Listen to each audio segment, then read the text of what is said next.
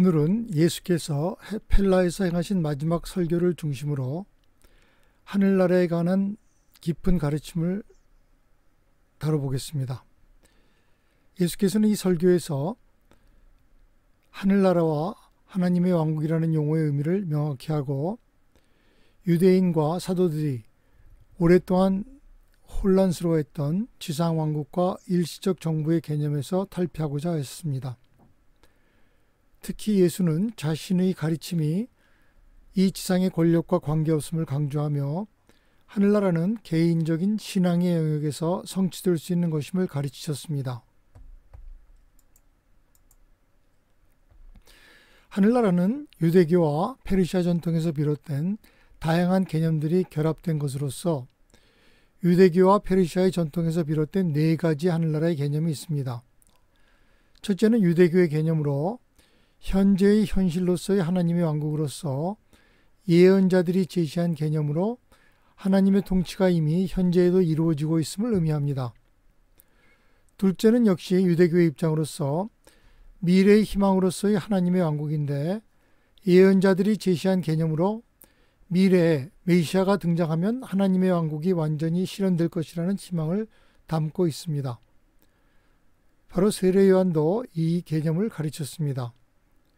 셋째는 기적적으로 시작되는 초자연적인 세계적 왕국으로 후기 유대인들 사이에서 발전된 개념으로서 기적적인 사건을 통해 초자연적인 하나님의 왕국이 세상에 도래할 것을 믿는 것을 나타냅니다.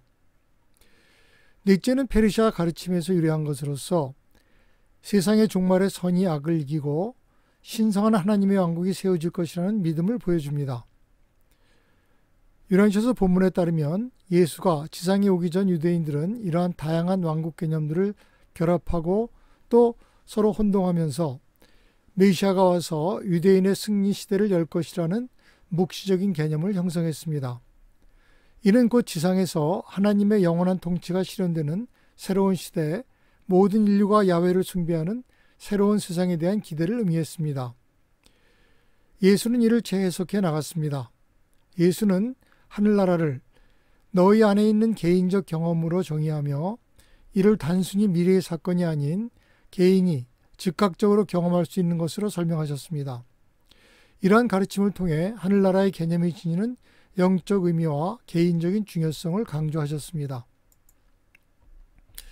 예수가 가르친 하늘나라 개념에 대한 혼란은 다음 세 가지 요인에 기인합니다.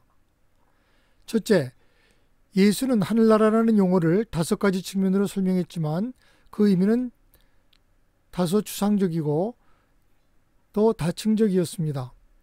이러한 복잡한 개념은 시간이 지남에 따라 사람들의 이해와 해석에 따라 다양하게 변화하고 발전하면서 혼란을 야기했습니다. 특히 예수 사후 초기 기독교인들이 예수의 재림과 하늘나라의 도래를 연결시키면서 혼란이 가중되었습니다. 둘째, 유대교적 환경에서 이방인의 환경으로 전파되면서 발생한 혼란으로서 예수의 가르침은 유대적 배경에서 시작되었지만 점차 이방인들에게 전파되면서 그들의 문화와 사상에 맞게 재해석되었습니다.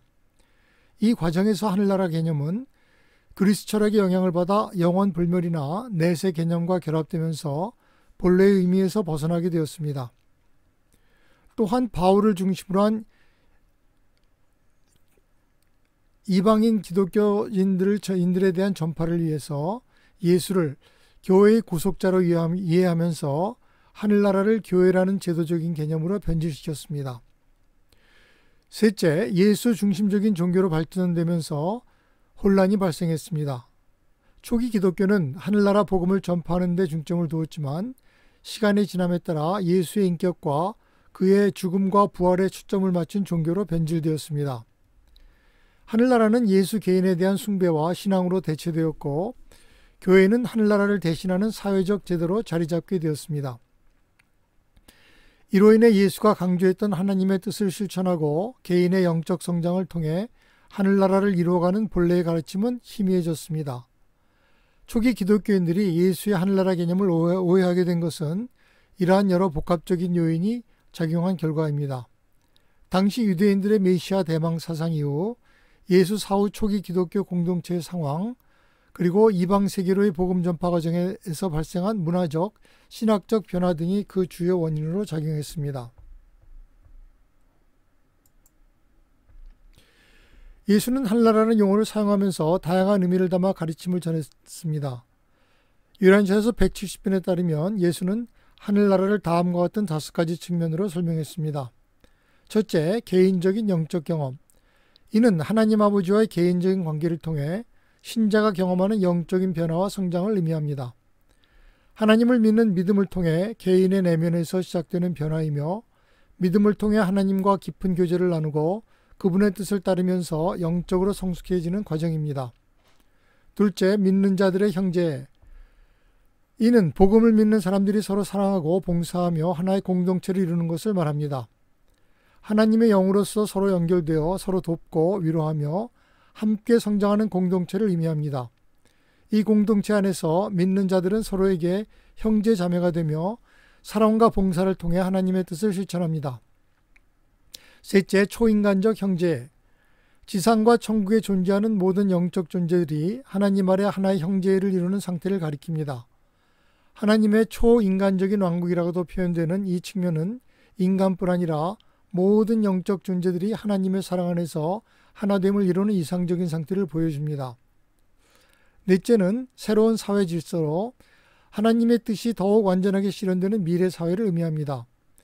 인간의 다음 시대라고 불리우는 이 측면은 개인의 영적 성장과 믿는 자들의 형제를 통해 사회 전체가 변화하고 발전하여 정의와 평화가 가득한 새로운 사회 질서가 세워지는 것을 보여줍니다.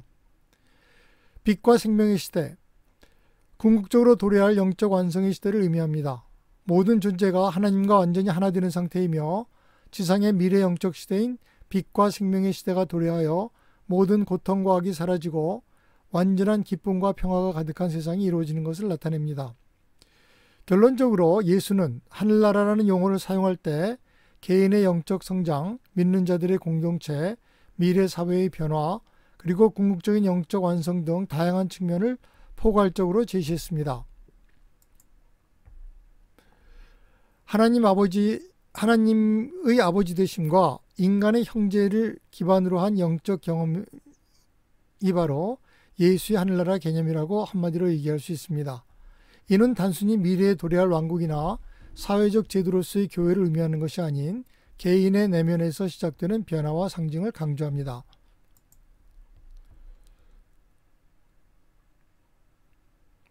예수는 하늘나라에 대한 이중적인 관점, 즉 현재 개인의 삶 속에서 경험 가능한 실체이면서 동시에 미래에 완전히 도래할 하나님의 통치라는 두 가지 측면을 동시에 강조했습니다.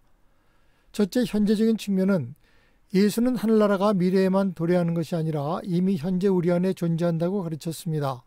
이는 믿음을 통해 하나님의 자녀가 된 사람은 누구나 이미 하늘나라를 경험하고 있다는 것을 의미합니다. 예수는 이러한 현재적인 측면을 하나님의 왕국은 너희 안에 있다라는 말씀을 통해 분명히 했습니다. 즉 하늘나라는 외부적인 변화나 사건을 통해서가 아니라, 그리고 우리 사후 뒤에 한참 뒤에 생기는 그런 어떤 나중에 경험할 그런 왕국의 도래가 아니라 개인의 내면에서 시작되는 영적인 변화를 통해 경험할 수 있다는 것입니다.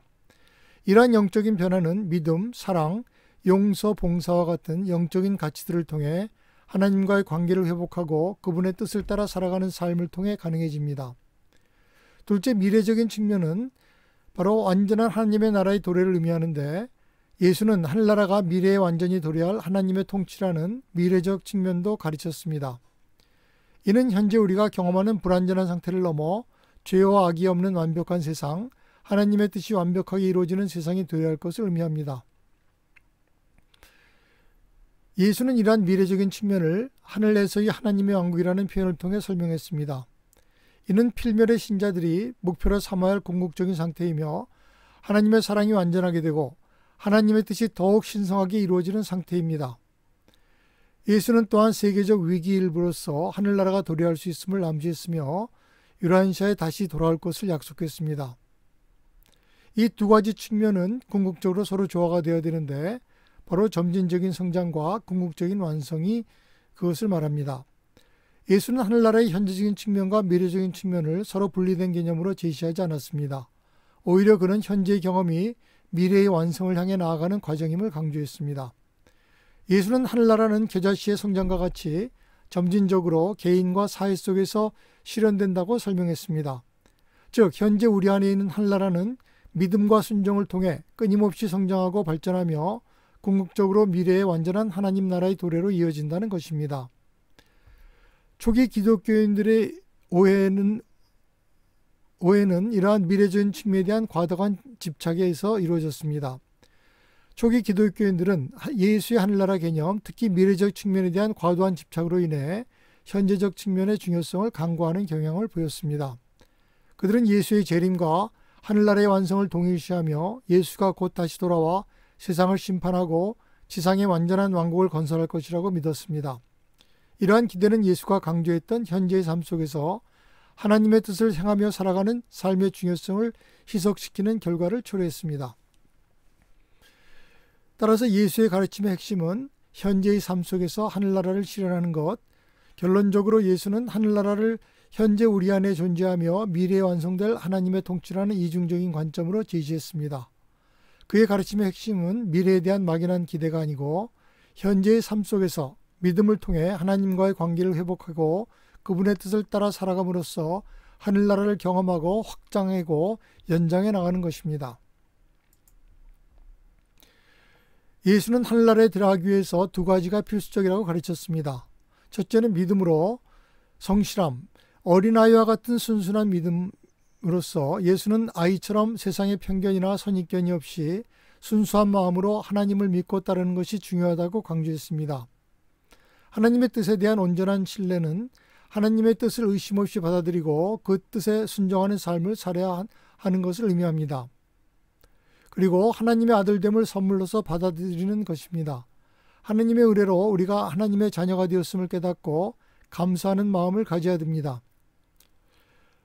둘째는 진리에 대한 갈망으로서 의를 추구하는 갈증을 갖고 있으면서 하나님의 뜻을 알고 행하며 의로운 삶을 살고자 하는 강렬한 열망을 가져야 합니다.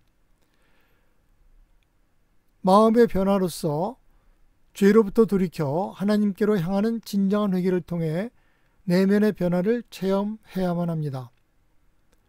또 하나님을 닮고자 하는 동기로서 하나님의 성품을 본받아 사랑과 자비와 정의를 실천하며 하나님과 더욱 가까워지려는 노력을 기울여야 합니다. 예수는 이 두 가지 요소가 하늘나라에 들어가는 데 필수적인 문턱이며 이를 통해 하나님과의 친밀한 관계를 맺고 영적으로 성장할 수 있다고 강조했습니다. 예수께서는 하늘나라와 의로움의 관계에 대해서 강조하셨습니다. 하늘나라에 들어가는 열쇠는 믿음이며 이는 단순하고 어린아이 같은 신뢰에서 시작됩니다. 그러나 하늘나라에 들어간 이후에는 의로움의 단계들이 있으며 이는 하나님의 용서를 받고 이웃을 사랑하고 더 나아가 도덕적 행동으로 나타나야 합니다. 예수의 가르침에서 의로움은 단순히 행위로 나타나는 것이 아니라 내적인 영적 상태에서 자연스럽게 흘러나오는 것입니다. 이로써 하늘나라의 종교는 내면에서 외적으로 실천되는 것이며 사회적 봉사로 이어진다고 설명하셨습니다. 예수의 하늘나라 개념은 시간이 지나며 초기 기독교인들에 의해 교회의 개념으로 변형되었습니다. 바울과 그의 후계자들은 예수의 가르침을 사회적 조직인 교회로 발전시키면서 하늘나라를 미래의 사건으로 기대하게 만들었습니다.